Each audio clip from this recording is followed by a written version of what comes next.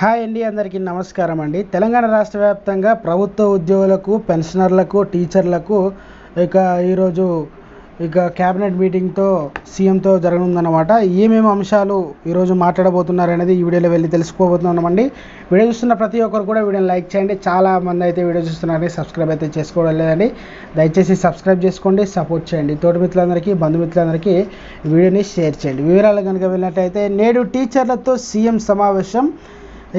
ఇటీవల ఉద్యోగ ప్రభుత్వాలుగా నియామకమైన ఉద్యోగులుగా 25,000 మందితో ఎల్బీ స్టేడియంలో శనివారం అయితే మొన్న ఏర్పాటు చేసిన సమావేశం ముఖ్యమంత్రి హాజరు కావడం జరిగిందనమాట. ఈ నేపథ్యంలో మధ్యాహ్నం 12 గంటలకు నుంచి రాత్రి 7 గంటల వరకు స్టేడియంలో పరిసరాల్లో ట్రాఫిక్ ఆంక్షలు అయితే విధిస్తున్నట్లు నగర ట్రాఫిక్ అదనపు సిపి వీళ్ళందరూ కూడా చెప్పడం జరిగిందనమాట. ఈ సందర్భంగా బీజార్ విగ్రహం నుంచి ఏఆర్ పెట్రోల్ బంక్ నుంచి బీజార్ జంక్షన్ వరకు వాహనాల అనుమతి ఉండదని చెప్పడం జరిగిందనమాట. అంతేకాకుండా వీళ్ళకు టీచర్లకు రావాల్సిన పెండింగ్లో ఉన్న ఏవైతే డిఏలు మరియు పిఆర్సీలు మధ్యంతర వృత్తి ఫిట్మెంట్ ఏవైతే ఉన్నాయో వీటన్నిటిపైన చర్చించడం జరిగిందనమాట.